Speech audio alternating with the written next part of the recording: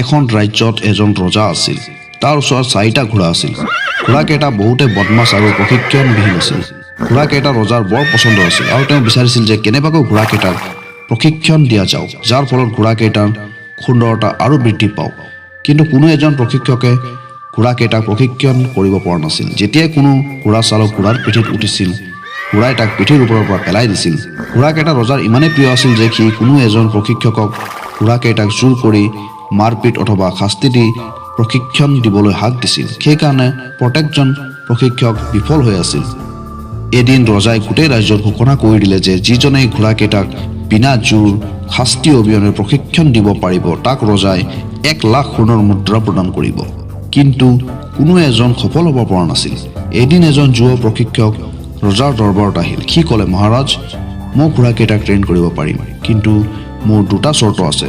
ৰজাই ক'লে, ঠিক আছে, কোৱাচোন কি চৰ্ত আছে তোমাৰ? যুৱকজনে ক'লে, এই 4টা ঘোঁৰাক ট্ৰেইন কৰিবলৈ মোক এবছৰ সময় লাগিব, আৰু মোৰ দ্বিতীয় চৰ্তটো হ'ল মোৰ থকা খোৱাৰ ব্যৱস্থা এই ঘোঁৰাকেইটাৰ লগতেই কৰি দিয়া যাওক। লগতে ঘোঁৰাকেইটাৰো থকা খোৱাৰ ব্যৱস্থা মোৰ ওপৰতে এৰি দিয়ক। ৰজাই ভাবিলে, ইমানখিনি কষ্ট কৰিলোৱেই যিহেতু এইটো কৰি চাই লওঁ। ৰজাই ক'লে, ঠিক আছে, কালিৰ পৰা আহি যাবা, তোমাৰ সকলো চৰ্ত পূৰণ কৰি দিয়া যাব। পিছদিনা প্ৰশিক্ষকে ঘোঁৰাকেইটাক এখন ডাঙৰ খেলপথাৰত লৈ গৈ খোলাই এৰি দিলে। ঘোঁৰাকেইটা মুক্ত মনেৰে চৰিব ধৰিলে। তাৰ পাছত প্ৰশিক্ষকজন আহি পথাৰৰ কাষে কাষে দৌৰিব ধৰিলে। অলপ সময় দৌৰাৰ পাছত সি ঘোঁৰাকেইটাক ঘাঁহ দানা আদি হাতেৰে খোৱালে। তাৰ পাছত সি তাতেই আৰামছে শুই দিলে। ঘোঁৰাকেইটা পথাৰত এতিয়াও মুক্ত আছিল, কোনো ৰছীৰে বন্ধা নাছিল। আবেলি সেই যুৱকজন উঠিল আৰু সি আকৌ সেই ফিল্ডত দৌৰিব ধৰিলে। যেতিয়া সি দৌৰিছিল, ঘোঁৰাকেইটাও ইফালে সিফালে দৌৰিব ধৰিলে। যেতিয়া ৰাতি হ'ল, সি ঘোঁৰাকেইটাক খুৱাই বুৱাই ৰছীৰে বান্ধিলে আৰু সি নিজেই ঘোঁৰাকেইটাৰ ওচৰত শুই দিলে। ৰাতিপুৱা আকৌ সি ঘোঁৰাকেইটাক পথাৰত লৈ গৈ ৰছীকেইটা খুলি মুক্ত কৰিলে আৰু সি আকৌ দৌৰিব ধৰিলে। ঘোঁৰাকেইটাও দৌৰিব ধৰিলে। এতিয়া তাৰ সদায় এইটোৱে ৰুটিন হৈ গ'ল। ৰাতিপুৱা ঘোঁৰাকেইটাক মুক্ত কৰে, ঘোঁৰাকেইটাক খুৱাই গা পা ধুৱাই মৰম কৰে, সিহঁতৰ লগতে খেলে আৰু ৰাতি সিহঁতৰ লগতে শুই যায়। লাহে লাহে ঘোঁৰাকেইটা প্ৰশিক্ষকজনক নিজৰ বন্ধু বুলি ধৰি ল'লে। কাৰণ যেতিয়াৰ পৰা প্ৰশিক্ষকজন আহিছিল, ঘোঁৰাকেইটাই মুক্ত অনুভৱ কৰিছিল। ঘোঁৰাকেইটাই এতিয়া প্ৰশিক্ষকক ভালো পাব ধৰিছিলে। এনেকুৱাই কৰি কৰি 6 মাহ পাৰ হ'ল। এদিন ৰজাই ঘোঁৰাকেইটাৰ ট্ৰেইনিং চাব আহিলে। তেওঁ দেখিলে যে প্ৰশিক্ষক আগে আগে দৌৰি আছে আৰু ঘোঁৰাকেইটা পাছে পাছে দৌৰি আছে। ৰজাই প্ৰশিক্ষণ দেখি ভাল পালে। ৰজাজন অলপ পাছত গুচি গ'ল। এবছৰ পাৰ হ'ল। ৰজাক জনোৱা হ'ল যে ঘোঁৰাকেইটাৰ প্ৰশিক্ষণ পূৰ্ণ হৈ গৈছে। ৰজা অতি উৎসাহিত হৈ চাবলৈ গ'ল। তাৰ পাছত প্ৰশিক্ষকে প্ৰত্যেকটো ঘোঁৰাৰ পিঠিত উঠি ঘোঁৰাৰ লেগাম ধৰি এটা এটাকৈ গোটেইকেইটা ঘোঁৰা চলাই দেখালে। প্ৰত্যেকটো ঘোঁৰাই খেলপথাৰৰ কাষে কাষে আৰামছে দৌৰিলে। ৰজাই সুধিলে, তুমি এইকেইটাক কেনেকৈ প্ৰশিক্ষণ দিলা? প্ৰশিক্ষকে ক'লে, প্ৰথমে মই ইহঁতৰ কাষত থাকি ইহঁতক মুক্ত কৰি সিহঁতৰ বন্ধু হৈ গ'লো। লাহে লাহে সিহঁতৰ ওচৰত দৌৰিব ধৰিলোঁ। মোক দেখি সিহঁতেও দৌৰিব ধৰিলে। তাৰ পাছত এদিন মই ইহঁতৰ পিঠিত চিট ৰাখিব ধৰিলোঁ। প্ৰথম সিহঁতে চিটটো পেলাই দিছিলে, কিন্তু লাহে লাহে সিহঁতে চিটটো পিঠিত লৈ দৌৰিব ধৰিলে। তাৰ পাছত মই ইহঁতৰ পিঠিত বহিব ধৰিলোঁ। যেতিয়া ইহঁত থিয় হৈ থাকে, মই জাষ্ট বহোঁ আৰু নামি যাওঁ। ঘোঁৰাকেইটাই মোক পিঠিত বহাব ধৰিলে। তাৰ পাছত মই লাহে লাহে পিঠিত বহি দৌৰাব ধৰিলোঁ। লাহে লাহে সিহঁতৰ অভ্যাস হৈ গ'ল আৰু তাৰ পাছৰ পৰিণামটো আপোনাৰ ওচৰতে আছে। ৰজা বহুত প্ৰসন্ন হ'ল।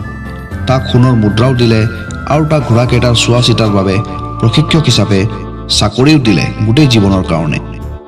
এতিয়া এইটোতো অকল এটা কাহিনী আছিল, কিন্তু এই কাহিনীৰ পৰা আমি কি শিক্ষা পালোঁ? শুনক, মই কৈ আছোঁ। মানুহৰ ভিতৰতো এনেকুৱা 4টা প্ৰশিক্ষণহীন ঘোঁৰা থাকে। সেইকেইটা হ'ল দুশ্চিন্তা, ক্ৰোধ, অহংকাৰ আৰু লোভ। আৰু এই কাহিনীটোৰ প্ৰশিক্ষকজন হ'ল আমাৰ বুদ্ধি, অৰ্থাৎ আমি নিজেই। আমি নিজৰ বুদ্ধিয়েদি এই 4টা উদণ্ড ঘোঁৰাক ট্ৰেইন কৰিব লাগে, যাৰ দ্বাৰা এই 4জন আমাৰ অধীনত থাকে।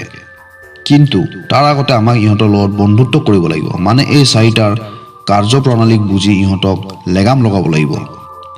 এইটো লাহে লাহে সম্ভৱ হ'ব, অতি সোনকালে কণ্ট্ৰল নহ'ব। দুশ্চিন্তা কৰিলে কোনো সমস্যাৰ সমাধান পোৱা নাযায়। চিন্তন বা সুচিন্তা কৰিলেহে সমস্যাৰ সমাধান পোৱা যায়। আমাক ইতিবাচক চিন্তাৰ এই দুশ্চিন্তাৰ ঘোঁৰা কণ্ট্ৰল কৰিব শিকিব লাগে। দ্বিতীয়টো হ'ল ক্ৰোধ।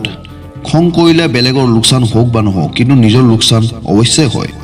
ক্ৰোধ কৰাটো কিছুমান ঠাইত প্ৰয়োজনীয় হয়। যেনে কোনোবাই যদি আপোনাৰ মূল অধিকাৰ কাঢ়ি আছে, অকাৰণত আপোনাক যদি গালি দি আছে তেতিয়া খংটো উঠাটো স্বাভাৱিক কিন্তু ক'ত কেতিয়া আৰু কিমান ক্ৰোধ কৰিব লাগে ক'ত কৰিব লাগে ক'ত নালাগে কেনেকৈ কণ্ট্ৰল কৰিব লাগে এইটোৱে এই ক্ৰোধৰ ঘোঁৰা শিকাব লাগে নিজৰ বুদ্ধিৰে তৃতীয়টো হ'ল অহংকাৰ এই কামটো মই কৰিব পাৰোঁ তাক গৰ্ব বুলি কয় কিন্তু এই কামটো অকল ময়েই কৰিব পাৰোঁ তাক অহংকাৰ বুলি কয় আমাক গৰ্ব কৰিব লাগে কিন্তু অহংকাৰ নহয় এই কথাটোৱে নিজৰ বুদ্ধিৰে এই তৃতীয় ঘোঁৰাক বুজাব লাগে তাৰ পাছৰটো হ'ল লোভ মানে লালসা লালসা যদি জ্ঞানৰ হয় সেইটো ভাল লালসা যদি অজ্ঞানতাৰ হয় তেনেহ'লে সেইটো বেয়া লালসা যদি উচিত পথেৰে কষ্টৰে বুদ্ধিৰে ধন সম্পত্তি ঘটাৰ থাকে তেতিয়া ভাল হয় কিন্তু লালসা যদি সোনকালে বেয়া পথ বা কৰ্মৰে ধন ঘটাৰ থাকে তেনেহ'লে সেইটো বেয়া হয় এই পাৰ্থক্যটোৱে চতুৰ্থ ঘোঁৰা অৰ্থাৎ লোভক বুজাব লাগে বন্ধুসকল এই কাহিনীটোৰ মাধ্যমত মই এইটো বুজাব খুজিছোঁ যে আমি নিজৰ মনৰ ভিতৰৰ বেয়া